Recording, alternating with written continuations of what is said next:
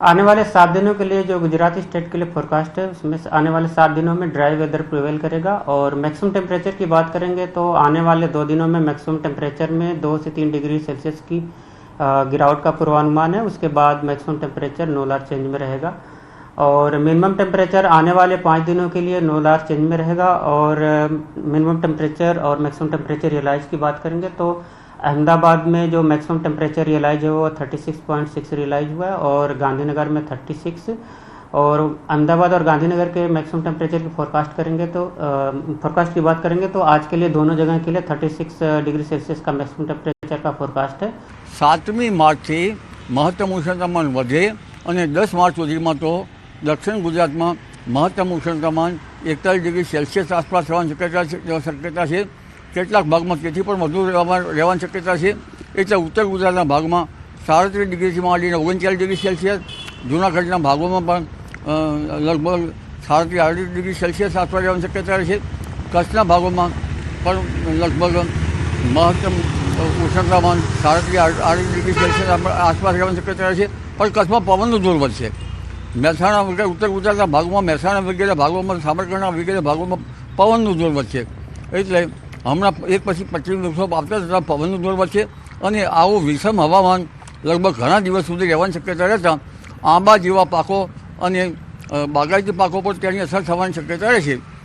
જો કે અન્ય પાકો તો હવે નિઘલ અવસ્થામાં આવી ગયા છે એટલે તેની અસર ઓછી થશે।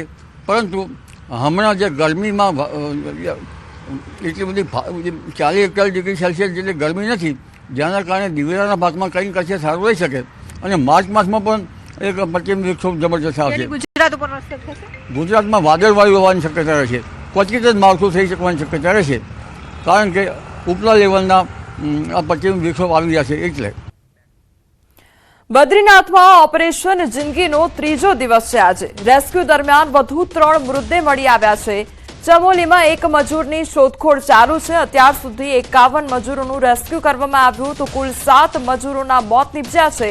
શુક્રવારે ગ્લેશિયર તૂટતા 55 મજૂરો દબાઈ ગયા હતા। ઈજાગ્રસ્તોને જોશીમઠ લાવવામાં આવ્યા, જે બાદ ઋષિકેશ રીફર કરવામાં આવ્યા છે। તો અત્યારે શોધખોળ ચાલુ છે, જેમાં 1 મજૂરની શોધખોળ ચાલુ છે, જેમાં 7 મજૂરના મોત પણ નીપજ્યા છે। અત્યારે પણ રેસ્ક્યુ ઓપરેશન યથાવત રાખવામાં આવ્યું છે અને રેસ્ક્યુ દરમિયાન વધુ 3 શ્રમિકોના મૃતદેહ મળી આવ્યા છે। જે ઈજાગ્રસ્ત શ્રમિકો છે તેમને સારવાર અર્થે ખસેડવામાં આવ્યા છે। ये सुबह 6:30 बजे 6:45 के आसपास एवलॉन्च आया था सर। तो हमारे कंटेनर रोलिंग करके मेन रोड से दूसरे रोड में चले गए थे, तो यही हुआ था सर। कितनी बर्फ वहाँ पर है और उसने गिर रही थी? 2.5-3 मीटर तो आराम से हुई सर। 2.5-3 मीटर बर्फ तो होगी। कितने लोग थे कंटेनर? हमारे कंटेनर में हमारे इसमें 4 ही लोग थे, चारों सेब है। कैसे बचे आप? कहाँ रहे? हम कंटेनर जब हमारा कंटेनर रोलिंग हुआ तो हमारा कंटेनर फट गया, तो हम लोग बाहर छिटक गए बर्फ से। तो हम वहाँ से उठे, फिर आर्मी गेस्ट हाउस गए, फिर वहाँ रुके, फिर हमें आर्मी ने यहाँ रेस्क्यू किया। कंटेनर पलट गई, उसके बाद सीधे हम बर्फ में पड़े मिले सर जी। तो कैसे आप लोग बचे? जी सर, आर्मी ने बचाया हमें। उसके बाद हम भाग गए थे वहाँ से आर्मी गेस्ट हाउस में। तो वहाँ से फिर रात वहीं काटी सर हमने, था वहाँ भी बिस्तर बुस्तर जो भी था। तो फिर सवेरे आर्मी आई वहाँ पे, तो आर्मी लेके आई सर हमें जोशी में। कितने साथी आपके थे? कितने लापता चल रहे हैं? क्या है? मेरे साथ जो 14 बंदे थे सर, उनमें से एक की डेथ हुई। वो हिमाचल का रहने वाला था, महेंद्र। बाकी तो सर सारे सेफ थे। તો તાજેતરમાં ભારે હિમવર્ષાને કારણે દ્રાસના તમામ લિંક રોડ બંધ કરી દેવામાં આવ્યા છે। દ્રાસથી મુશ્કુ વેલી સુધીનો મહત્વપૂર્ણ રસ્તો પણ બંધ કરવામાં આવ્યો છે, કારણ કે તે રસ્તા પર 3 ફૂટ સુધી બરફ જામ્યો છે। આ દરમિયાન દ્રાસના એસડીએમને કોલ આવ્યો કે એક મહિલા બીમાર છે અને તેને હોસ્પિટલ પહોંચાડવી જરૂરી છે। ત્યારે એસડીએમે આરોગ્ય અને પોલીસ વિભાગો સાથે બીઆરઓની મદદ લઈ ડોઝર તેમજ સ્નો કટર મંગાવી મુશ્કુ ખીણ તરફ પ્રયાણ કર્યું હતું।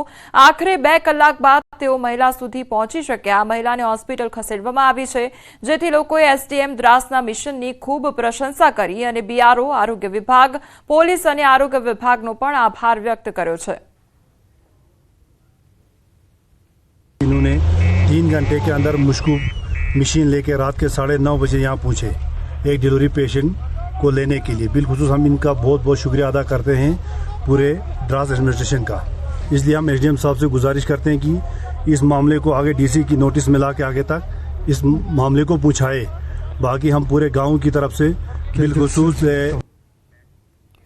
કચ્છના અંજારમાં કાળજુ કંપાવનારી ઘટના સામે આવી છે। અંજારમાં માતા પુત્રના સંબંધોને લાંછન લગાવનારી આ ઘટના સામે આવી છે। 50 વર્ષના પુત્રએ 80 વર્ષની વૃદ્ધ માતા પર દુષ્કર્મ આચર્યું। અશક્ત જનેતા પર પુત્રની હેવાનિયત સામે આવી છે। માતાને બ્રેન સ્ટ્રોક બાદ હેમરેજ થયું તો અંજાર પોલીસ સ્ટેશનથી 5 કિલોમીટર દૂર ગ્રામ્ય વિસ્તારની આ ઘટના સામે આવી છે। દીકરો વૃદ્ધ માતા સાથે મારપીટ કરતો હોવાનો પણ આરોપ લગાવવામાં આવ્યો છે। વૃદ્ધ મહિલા સરકારી હોસ્પિટલમાં અતિ નાજુક હાલતમાં છે। પોલીસે દુષ્કર્મનો ગુનો નોંધીને આરોપી પુત્રની ધરપકડ કરી છે। 27 ફેબ્રુઆરીની રાત્રે આ આખો બનાવ બન્યો હતો। નરાધમના નાના ભાઈની પત્નીએ ફરિયાદ કરી હતી। પોતાની સગી માને માથામાં ગંભીર પ્રકારની ઈજાઓ પણ પહોંચાડવામાં આવે, જે બનાવની ભોગ બનનારના પરિવાર દ્વારા પોલીસને જાણ થતા તાત્કાલિક પોલીસ ઘટના સ્થળે પહોંચી હતી અને આરોપી પોતે નશાની હાલતમાં હોય તેની વિરુદ્ધમાં તેને પકડીને તેની વિરુદ્ધમાં પ્રોહિબિશનનો કેસ કરવામાં આવે છે। પીએમ મોદીની નવસારી મુલાકાતને લઈ સીઆર પાટીલનું મોટું નિવેદન સામે આવ્યું છે। નવસારીના વાસી બોરશી ખાતે 8મી માર્ચે મહિલા દિવસે થનાર કાર્યક્રમ લખપતિ દીદીમાં પીએમ મોદી ઉપસ્થિત રહેશે। આ કાર્યક્રમમાં દક્ષિણ ગુજરાતના નવસારી, વલસાડ અને ડાંગ જિલ્લાની 1 લાખથી વધુ મહિલાઓ આવશે। સાથે જ સમાજમાં વિશેષ જવાબદારી સંભાળેલ મહિલાઓને પ્રધાનમંત્રી નરેન્દ્ર મોદી સાથે સ્ટેજ પર સ્થાન આપવામાં આવશે। ત્યારે હવે પીએમ મોદીના કાર્યક્રમને લઈ જિલ્લા વહીવટીતંત્રએ તૈયારીઓ શરૂ કરી દીધી છે। કાર્યક્રમ સ્થળની પ્રદેશ પ્રમુખ સીઆર પાટીલે મુલાકાત લીધી તેમજ સંબંધિત અધિકારીઓને યોગ્ય સૂચનો પણ આપવામાં આવ્યા છે।